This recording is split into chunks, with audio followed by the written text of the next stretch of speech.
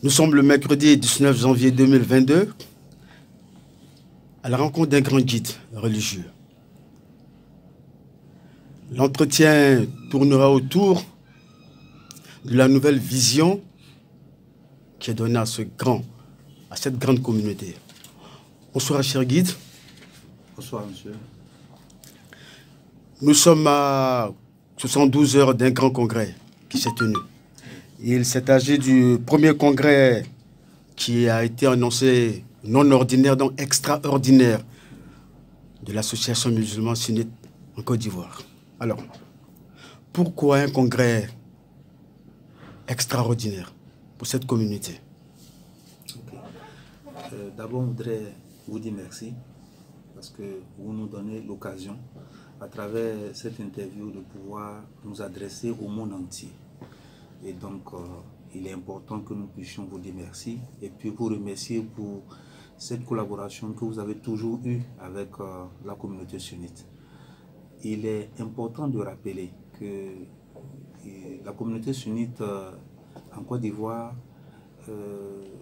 est là depuis un très bon moment. Nous avons commencé par la MOSI, l'association des musulmans orthodoxes. Nous avons évolué. Aujourd'hui, nous sommes à une autre étape. Chaque fois que nous évoluons, il faut pouvoir s'asseoir pour faire le bilan. Et par rapport aux défis à venir, pouvoir redéfinir sa marche, redéfinir sa vision, redéfinir ses objectifs. Donc c'est la raison pour laquelle le premier responsable de la structure qui était l'AMSI, l'association des musulmans sunnites en Côte d'Ivoire, a décidé que par rapport aux défis à venir, il était important que nous puissions organiser un congrès extraordinaire pour pouvoir redéfinir la marche à suivre pour être cette association-là qui, auprès, n'est-ce pas, des autres associations religieuses comme laïques, pourrait participer à pouvoir unir la Côte d'Ivoire, parce que les Ivoiriens sont en une situation aujourd'hui très très délicate. Donc il est important que nous puissions participer à la réconciliation des musulmans, des Ivoiriens, mais au-delà de cette réconciliation, amener la Côte d'Ivoire à aller très loin, parce que nous visons aussi à développer, et le développement commence aussi par, au-delà de l'équilibre matériel, qui est l'équilibre intérieur, l'équilibre spirituel. Et nous apportons cet équilibre-là. Voilà. Justement, qu'apportent les changements opérés par ce congrès extraordinaire? D'abord, le changement, il y a eu un changement de nom. Il y a un changement de nom qu'il est important de rappeler, parce qu'avant c'était l'AMSI, aujourd'hui c'est devenu le CODIS, n'est-ce pas, le Conseil des imams, le Conseil suprême des imams des organisations et structures sunnites en Côte d'Ivoire. Donc déjà, il y a le changement de nom qui est important, qui va repositionner les imams pour la gestion, n'est-ce pas, de la vie de la communauté au niveau des sunnites en Côte d'Ivoire. Et puis aussi, il y a un changement notable qui est celui de la venue d'un nouveau conseil, qui est le conseil, un nouvel organe dans cette association-là, qui est le conseil de suivi et de contrôle. Ensuite, nous avons la conférence des imams, et puis la conférence des structures et organisations sunnites. Donc voilà des grands changements qui sont nés après ce congrès-là, afin de pouvoir nous adapter à la nouvelle marche du monde. Alors, il nous a été aussi annoncé que vous êtes désormais à la tête aussi d'une grande structure qui est sortie de cette réforme. Vous êtes aujourd'hui à la tête de quelle structure? Oui, aujourd'hui, après ce congrès-là, nous avons été choisis pour animer un organe qui est le CSC, le Conseil de suivi et de contrôle. Donc, vous savez que lorsqu'on fait un congrès, il faut définir la politique à suivre, la politique financière et la marche que va suivre la communauté pendant 5 ans. Et le rôle de cette nouvelle structure, de ce nouvel organe-là, qui est le CSC, c'est de faire en sorte que le Conseil exécutif national puisse rester dans la droite ligne des objectifs qui ont été dégagés au cours de ce congrès. Parce que vous êtes élu pour un but, vous êtes élu pour un objectif.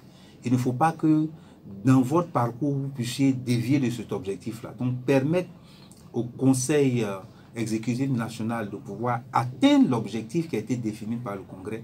On a créé donc le CSC pour pouvoir être plus efficace. Qu'attend désormais, après ces importantes réformes, la communauté des soumistes, des autorités? Nous, à travers tout ce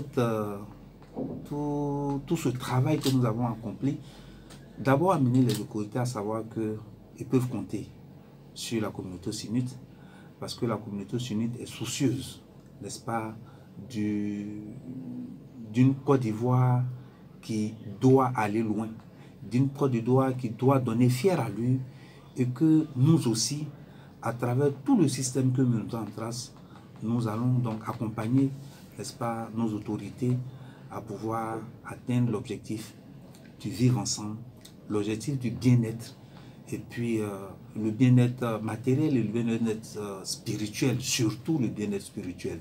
Parce que l'homme est fait de matière et l'homme est fait d'un élément intérieur qui est l'âme. Et on nourrit l'âme et on nourrit la matière. Il ne faut pas oublier donc, dans ce processus-là, d'oublier de nourrir l'âme. Sinon, ça crée le déséquilibre et vous voyez, vous aurez des citoyens déséquilibrés. Et nous, dans notre processus, nous travaillons à ce que l'âme soit nourrie comme il faut pour atteindre cet équilibre-là de ce citoyen-là qui, dans sa crainte de Dieu, craint donc de faire du mal aux créatures de Dieu et participe donc à faire en sorte que cette créature de Dieu-là puisse vivre de façon tranquille, puisse vivre de façon efficace pour que le monde puisse être en paix. Alors, aujourd'hui, vous parlez au nom du Raïs. Il était Raïs, docteur Moussa Fatiga, oui. Alpha. On l'appelait Raïs. Aujourd'hui, avec les réformes, il devient président. Qu'est-ce qui change dans sa posture? Qu'est-ce qui va changer?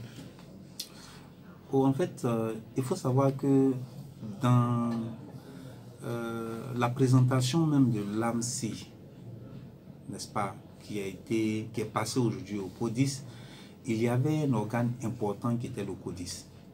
Donc, le CODIS qui avait son président, donc qui était le Cheikh l'Islam. Donc, aujourd'hui, cette structure-là, cet organe-là disparaît. Donc, aujourd'hui, la seule autorité donc, du monde sunnite, c'est donc le Cheikh Al-Souna, qui est docteur Fatiga Al-Farouk. Quel est son message alors pour toute la communauté et au monde entier? Le message, c'est le message de tout homme religieux. Inviter le monde à la paix. Inviter les gens à revenir à Dieu. Parce qu'en réalité, c'est celui qui craint Dieu qui a le souci de ne pas déranger, n'est-ce pas, le système que Dieu a installé. C'est celui qui craint Dieu qui travaille à faire en sorte que le monde aille mieux. Parce que vous voyez, quand on ne craint pas Dieu, on est capable de toutes choses.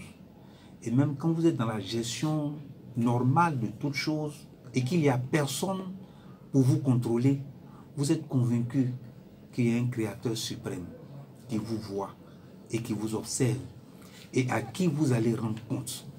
Et donc cela fait en sorte qu'il y ait des gens, un processus pour vous surveiller, qu'il n'y ait pas de processus pour vous surveiller.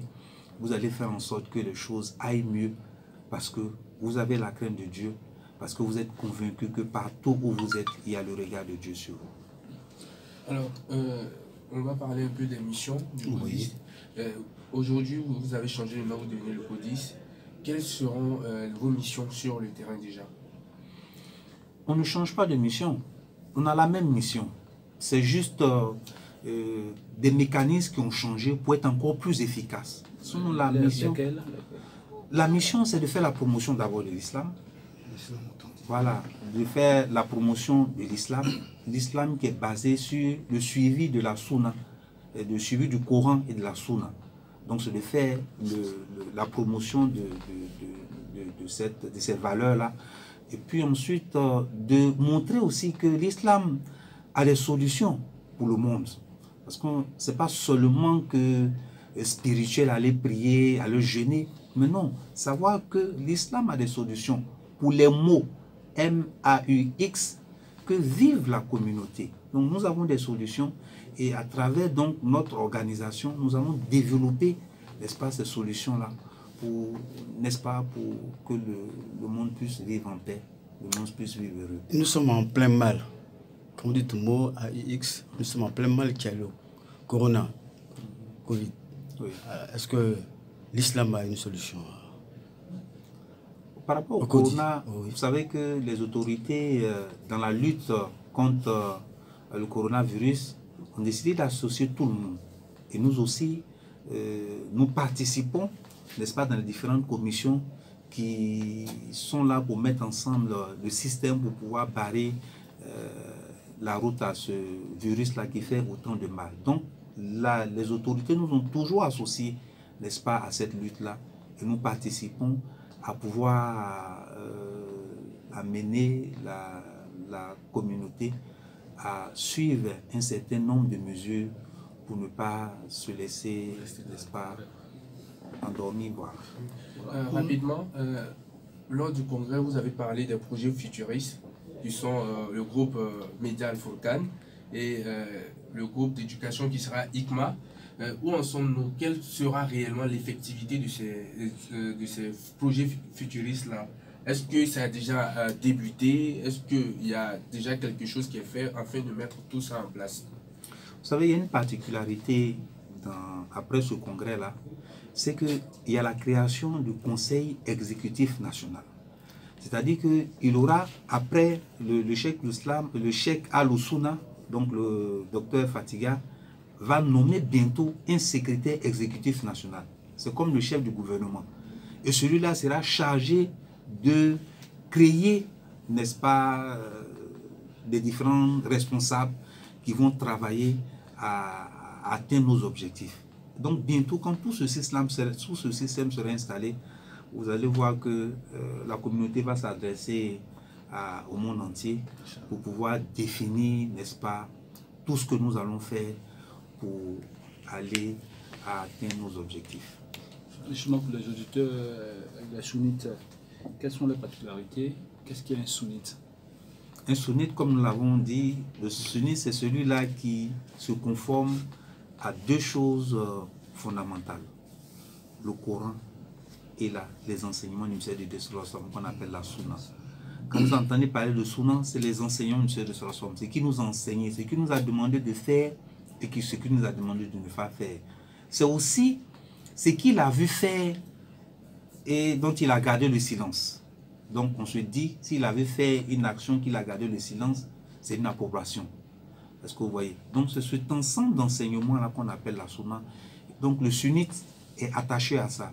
Et chaque action qu'il pose, il ne regarde pas la beauté de l'action, il ne regarde pas l'élégance des propos qui sont avancés, mais il regarde, est-ce que l'action et les propos qui sont avancés sont conformes au Coran et n'est-ce pas, à la tradition, aux enseignements du Messie de Dieu. C'est ce qu'on appelle, c'est celui-là qu'on appelle le sunnite. Alors, l'opinion pense déjà avec ce congrès, avec le changement de dénomination, que vous allez véritablement impulser l'action au niveau de l'islam.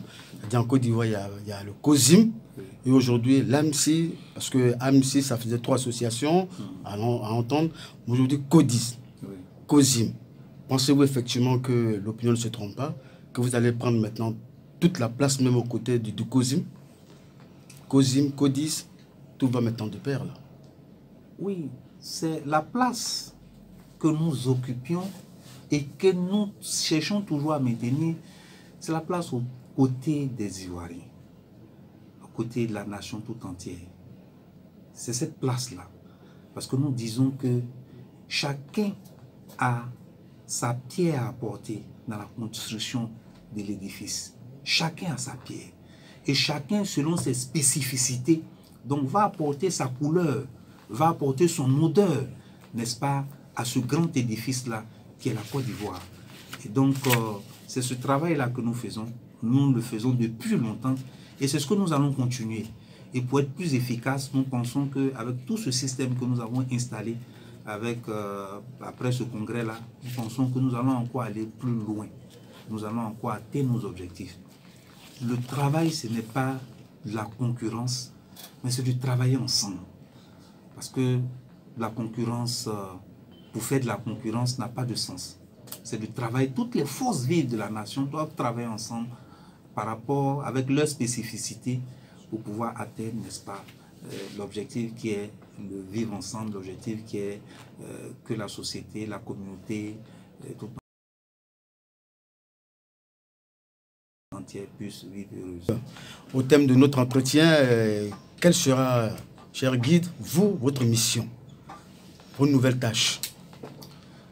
Donc, je suis Imam Sanogo Mamadou, je suis le président du CSC, donc le Conseil de suivi et de contrôle. Et comme vous l'entendez, ce conseil-là aura pour rôle de suivre, n'est-ce pas, le Conseil exécutif national dans l'exécution des missions qui ont été définies lors du congrès. Ensuite, nous allons contrôler chaque activité qui sera menée par le Conseil exécutif national pour voir si ces activités-là sont en conformité avec la Sunna et le Coran. Parce que ça aussi c'est important et c'est notre objectif ça. Donc c'est vrai que l'action que vous menez, ça va dans la droite ligne de ce que le Congrès a défini, mais l'important c'est qu'elle soit conforme au Coran et à la Sunna. Et nous avons aussi un rôle de conseil, donc conseiller le Conseil exécutif national afin que de façon efficace, nous puissions atteindre nos différents objectifs. Merci, cher Ina. Merci à vous. Et puis nous prions Dieu de ramener définitivement la paix en Côte d'Ivoire, de faire en sorte que les Ivoiriens soient unis, les Ivoiriens se parlent, et que nous prions aussi que la collaboration qui a commencé depuis très longtemps avec les journalistes, cette collaboration puisse aller très loin. Et merci à vous et que Dieu vous assiste et que Dieu vous guide. Amen. Okay.